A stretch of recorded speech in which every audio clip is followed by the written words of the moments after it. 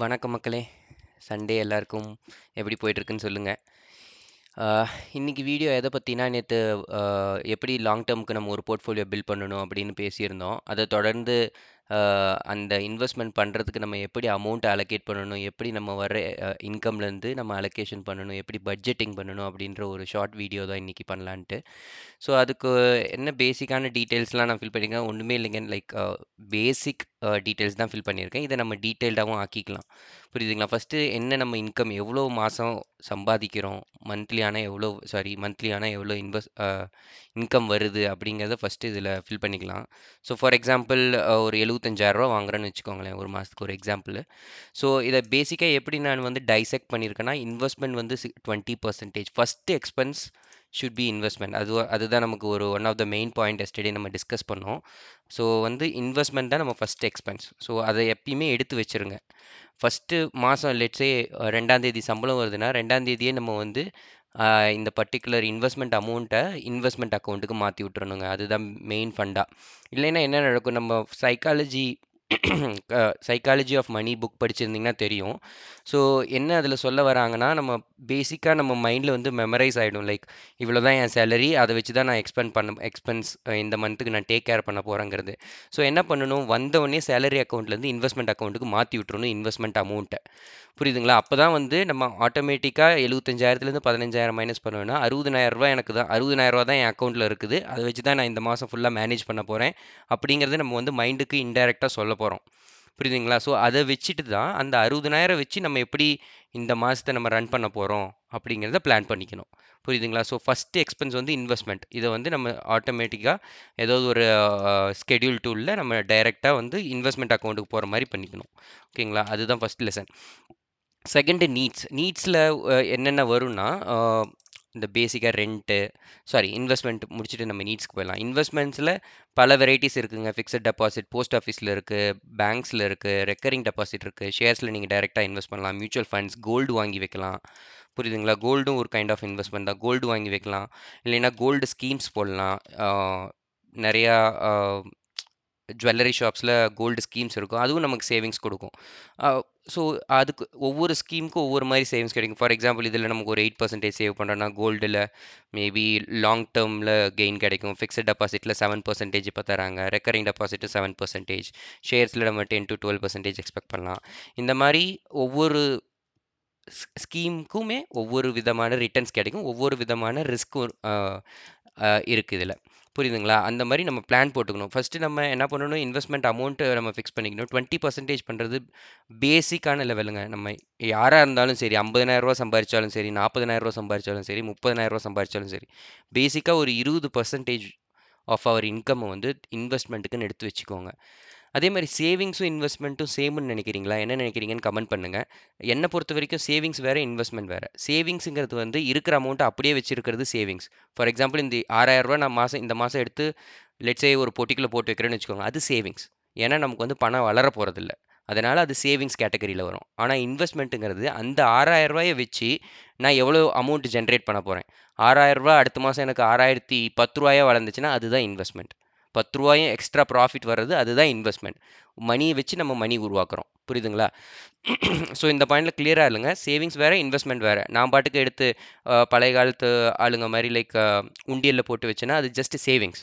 ஏன்னா அந்த பணம் நம்மளை பொறுத்த வரைக்கும் வளராது. அந்த பணம் வளரவே வளராது. முதல்ல அதை தெரிஞ்சு வச்சுக்கோங்க. அது பணம் வந்து தேய்மானம் ஆகுமே தவிர வளராது. தேய்மானங்கிறது வந்து இன்ஃப்ளேஷன். புரியுதுங்களா? ஸோ அதுதான் வந்து மெயின் லெசன். அதே மாதிரி நீட்ஸுக்குள்ளே என்னென்னலாம் கொண்டு வரணும்னா, ரெண்ட்டு, பேசிக் நெசசிட்டிஸுங்க. வாடகை வீட்டில் இருக்கிறோம்னா வாடகை தரணும், சாப்பாட்டு பில்லு, மளிகை கடை பில்லு, இஎம்ஐ இருந்தால் ஏதாவது இஎம்ஐ அதெல்லாம் கட்டியே ஆகணும். அதை கட்டாமல் நம்மளால் அன்றாட வாழ்க்கையை பண்ண முடியாது. புரியுதுங்களா? அதே மாதிரி net bill, internet bill, recharge, இந்த பேசிக் திங்ஸ் எல்லாம் கவர் பண்ணுறது நீட்ஸ். அது இல்லாமல் அந்த மாதம் என்னால் எதுவுமே பண்ண முடியாதுங்கிற அத்தியாவசிய தேவைகள், ஃபுட்டு, சாப்பாடு, உடை, இது எல்லாமே சேர்த்து நீட்ஸில் வரும். அதே மாதிரி வாண்ட்ஸ் வந்து லக்ஸுரின்னு தான் நான் சொல்லுவேன், என்னை பொறுத்த வரைக்கும். ஏன்னா இது வந்து தேவை. எப்படி சொல்கிறது, வாண்ட்ஸ் வேறு, நீட்ஸ் வேறு. நீட்ஸுங்கிறது அத்தியாவசிய தேவை, வாண்ட்ஸுங்கிறது லக்ஸூரியஸ், ஆடம்பர தேவை. இந்த நெட்ஃப்ளிக்ஸு, ஹாட்ஸ்டாருக்கு ரீசார்ஜ் பண்ணுறது, மாலுக்கு போகிறது, தேட்டருக்கு போகிறது, இதெல்லாம் இதெல்லாம் வேணும். பட் ஆனா அத்தியாவசியமா தேவையில்ல. அத தான் சொல்ல வரேன். புரியுதுங்களா? நான் வந்து இதுக்கு அகெயின்ஸ்டா இல்ல. இது தேவையே இது அத்தியாவசியமான தேவை இல்ல. பட் ஆனா இது போனா கொஞ்சம் நமக்கு ஃப்ரீயா இருக்கும்னு நினைச்சீங்கன்னா, அதையும் இன்க்ளூட் பண்ணிக்கலாம். ஸோ இப்படி தான் செக்ரிகேட் பண்ணணும். லைக் 50 வந்து நீட்ஸு, வாண்ட்ஸ் வந்து 30%, இன்வெஸ்ட்மென்ட் வந்து 20%. இது ஃபர்ஸ்ட் ஸ்டார்ட்டிங்ல ஆரம்பிச்சீங்கன்னா உங்களுக்கு புரிய ஆரம்பிச்சுக்கும். இல்ல என்னால இப்போதைக்கு வந்து இவ்வளோ சேர்த்த முடியாதுப்பா. என்னால வெறும் 10% தான் சேர்த்த முடியும் அப்படின்னா, அதுக்கு தகுந்த மாரி மாத்திக்கலாம். 10% இதையாவும், 50% இதாவும், இல்ல இப்ப எனக்கு வந்து இஎம்ஐ அதிகமா போகுது அப்படிங்கிற பட்சத்தில நம்ம நீட்ஸ வந்து 60% மாத்தி கால்குலேட் பண்ணிக்கலாம். பேசிக்கா என்ன சொல்ல வரேன்னா, இத வந்து ஒரு எக்ஸெல்லையோ, ஒரு ஆப் ட்ராக்கர்லயோ ஏதாவது இப்ப நெறைய அப்ளிகேஷன் இருக்கு. அதில போட்டு கால்குலேட் பண்ண ஆரம்பிங்க. அப்பதான் உங்களுக்கு எங்க என்ன அமௌண்ட் போகுது அப்படிங்கிறது புரியும்.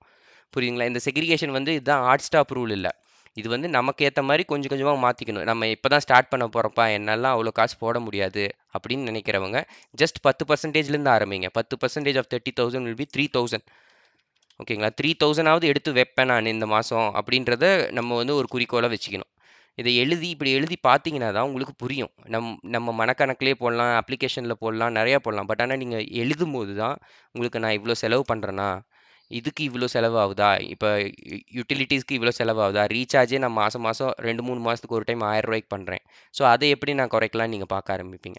புரியுதுங்களா? அந்த மாரி பிரிச்சு வச்சு, இதுக்கெல்லாம் இவ்வளோ செலவாகுதுப்பா. இன்வெஸ்ட்மெண்ட் இந்த 3000த்துல நான் எதுக்கு இன்வெஸ்ட் பண்ண போறேன்.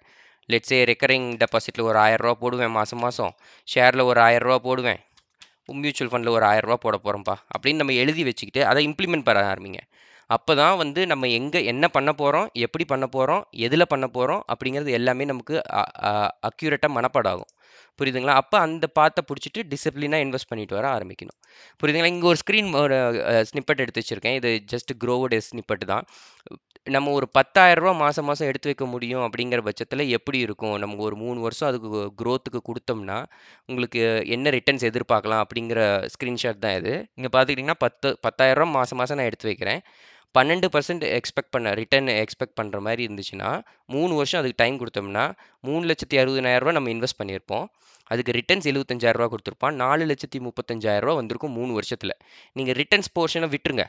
புரியுதுங்களா? இன்வெஸ்டட் அமௌண்ட்ட மட்டும் பாருங்க. ரூ. 3,60,000 3 வருஷத்துல நான் என்னால எடுத்து வைக்க முடியும். இதுதான் கார்பஸ் பில்டிங்ன்னு சொல்லுவாங்க. இதுதான் வந்து first step of building wealth. புரியுதுங்களா? ஏன்னா, இந்த ரூ. 10,000 நம்ம எடுத்து வைக்கலைன்னா, இந்த ரூ. 3,68,000 நம்ம சேர்த்தவே முடியாதுங்க 3 வருஷத்துல. இந்த ரூ. 10,000 எங்க போகுதுன்னே தெரியாது. புரியுதுங்களா? திடீர்னு நான் ஹோட்டலுக்கு போவேன். ரூ. 2,000 செலவு பண்ணுவேன். திடீர்னு ஒரு தியேட்டருக்கு போவேன். அங்க பாப்கார்னுக்கே ரூ. 400, ரூ. 500 ஆயிடும். ஸோ இந்த மாரி வந்து நம்ம ஃபர்ஸ்ட் அந்த ரூ. 10,000 நம்ம இன்வெஸ்ட் பண்ணலைன்னா, அந்த ரூ. 10,000 எங்க போகுதுன்னே நம்மளால கண்டுபிடிக்க முடியாது. ஸோ அதனால என்ன பண்ணணும்னா, ஃபர்ஸ்ட் பில் பண்ணுங்க. இந்த ஒரு பட்ஜெட்ட போடுங்க.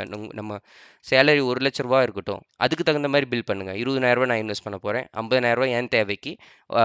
30,000 வந்து ஆடம்பர தேவைக்கு. கார் இஎம்ஐ லோனா இருக்கலாம். கார் லோனா இருக்கலாம். இல்ல நான் ஒரு லக்ஸூரியான ஒரு பைக் வாங்க போறேன். அதுக்கு தேவைக்கு நான் இப்ப இருந்தே சேவிங் ஆரம்பிக்கிறேன் அப்படிங்கிறதுக்கு ஒரு வாண்ட்ஸ் வச்சுக்கலாம்.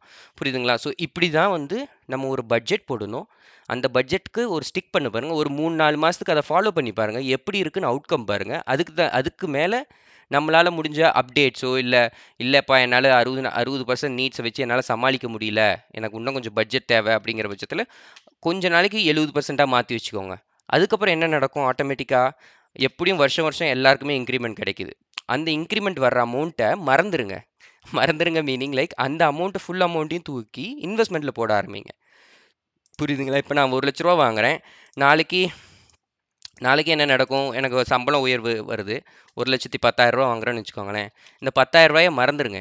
ஏன்னா, அந்த ரூ. 10,000 தூக்கி இன்வெஸ்ட்மென்ட்ல போட ஆரம்பிச்சுருங்க. திரும்பி இந்த உங்க பட்ஜெட் அப்படியே தான் இருக்க போகுது. என்ன ஆகப் போகுது? அந்த எக்ஸ்ட்ராவா வந்த ரூ. 10,000 நான் இன்வெஸ்ட் பண்ண போறேன். ஸோ இப்படி தான் நம்மளால கார்பஸ் பில்ட் பண்ண முடியுமே தவிர, திடீர்னு ஒரு லாட்டரி அடிக்கிற மாதிரியோ, இல்ல மேல கூரையிலேருந்து பிச்சுட்டு விழுற பழைய காலத்து கதை மாரியோலாம் கிடைக்காதுங்க. இப்படி தான் நம்ம பில்ட் பண்ணணும் வெல்த்த. டிசிப்ளினா இருக்கணும். இப்படி தான் கொஞ்சம் கொஞ்சமா எடுத்து வைக்கணும். சிறுதுளி தான் பெருவெள்ளம். அது உங்களுக்கு எல்லாருக்குமே தெரியும். ஸோ அத ஸ்டார்ட் பண்ணுங்க. எவ்வளோ சீக்கிரம் ஆரம்பிக்கிறோமோ, அவ்வளோ சீக்கிரம் நல்லது. ஏன்னா, இந்த அமௌண்ட் வளர்றதுக்கு நமக்கு வந்து ஒரு பெரிய ரன்வே குடுக்கணும். லாங் வே என்ன சொல்றது? ஏரோப்ளேன் மேல ஏறணும்னா, அதுக்கு உண்டான ரன்வே இருக்கணும். நான் ரன்வே துளியுண்டு சந்த குடுத்துட்டு, எனக்கு இப்பயே ஏறணும்னா ஏறாது. எந்த ராக்கெட்டும் ஏறாது. எந்த ஏரோப்ளேனும் ஏறாது. எதுவுமே ரன்வே இல்லாம ஏறாது. ஸோ ஒரு பணம் வளரணும்னா, அதுக்கு உண்டான டைமு, அதுக்கு உண்டான இன்வெஸ்ட்மென்ட் நம்ம குடுக்கணும். புரியுதுங்களா? இதுதான் இன்னைக்கு தான் இத தான் முக்கியமா இன்னைக்கு சொல்லணும்னு நெனச்சேன். வீடியோ புடிச்சிருந்தா லைக் பண்ணுங்க. இந்த வீடியோ யாருக்காவது உபயோகமா இருந்துச்சுன்னா ஷேர் பண்ணுங்க கண்டிப்பா. ஏதாவது இதில பிழை இருந்துச்சுன்னா மன்னிச்சிருங்க. அத அடுத்த டைம் கரெக்ட் பண்ணிக்கலாம். ஏதோ டவுட் இருந்ததுனாலும் கமெண்ட் பண்ணுங்க. நம்ம வந்து கிளியர் பண்ணிக்கலாம். ஓகேங்களா? நன்றி, வணக்கம். தேங்க்ஸ்.